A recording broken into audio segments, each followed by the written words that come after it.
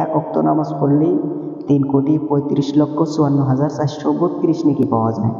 আর যদি এক ওয়াক্ত নামাজ ছেড়ে দেন তাহলে 80 হুব্বা জাহান্নাম খাটা লাগবে।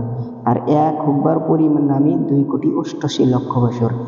আমরা শ্রেষ্ঠ উম্মত কেন হইলাম? কুনতুম খায়রা উম্মাতিন উখরিজাত লিন-নাস তা'মুরুনা বিল মা'রুফি ওয়া তানহাউনা আনিল মুনকার ওয়া তু'মিনুনা বিল্লাহ। অর্থ, তোমরা সর্বশ্রেষ্ঠ জাতি, মানুষের মঙ্গলের জন্য তোমাদেরকে বাহির করা হয়েছে।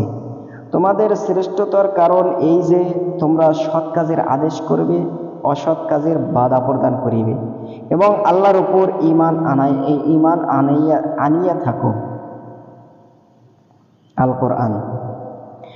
মুসলমান যে সর্বশ্রেষ্ঠ জাতি এবং সেরা উম্মত, বহু হাদিসের দ্বারাই উহা প্রমাণিত হইয়াছে। কোরআন পাকে বিভিন্ন আয়াতে উহা উল্লেখ আছে।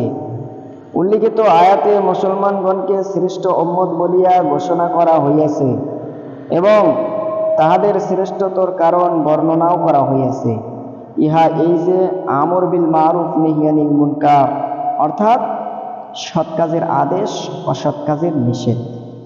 একজন লোক নামাজ পড়তেছে না, এটা তো অসৎ কাম করতেছে, তারে বাধা দেওয়া লাগবে, ভাই নামাজের দাওয়াত দেন, তাকে নামাজ পড়েন, নামাজ না পড়লে এই শাস্তি হব।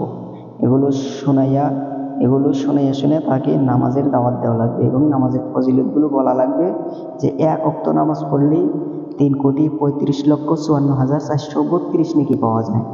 আর যদি এক ওয়াক্ত নামাজ ছেড়ে দেন তাহলে 80 হুব্বা জাহান্নাম খাটা লাগবে।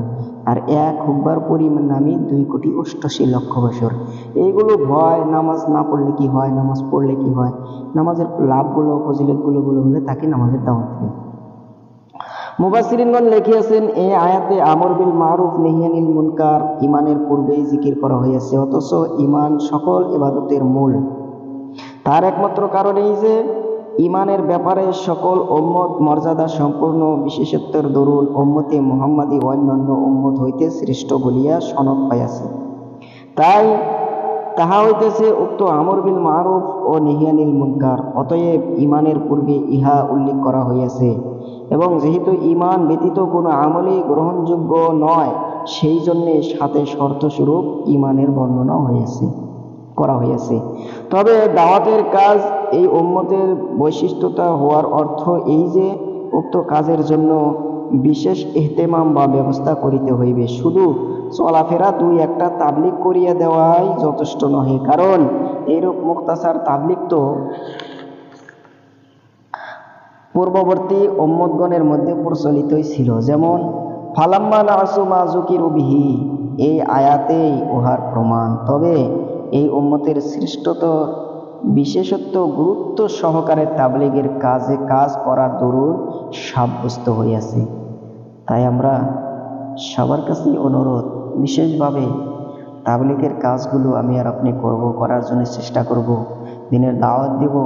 যেই ভাইগুলা সৎ কাজ থেকে অসৎ কাজ করতেছে, সঠিক রাস্তা থেকে বেঠিক রাস্তায় চলতেছে, তাদেরকে দিনে দাওয়াত দিয়ে তাদেরকে দুই এক কথা বুঝ দিয়ে দিনের কাজে আনার জন্য চেষ্টা করবো। আখিরি দাওয়ানা আলহামদুলিল্লাহি রাব্বিল আলামিন।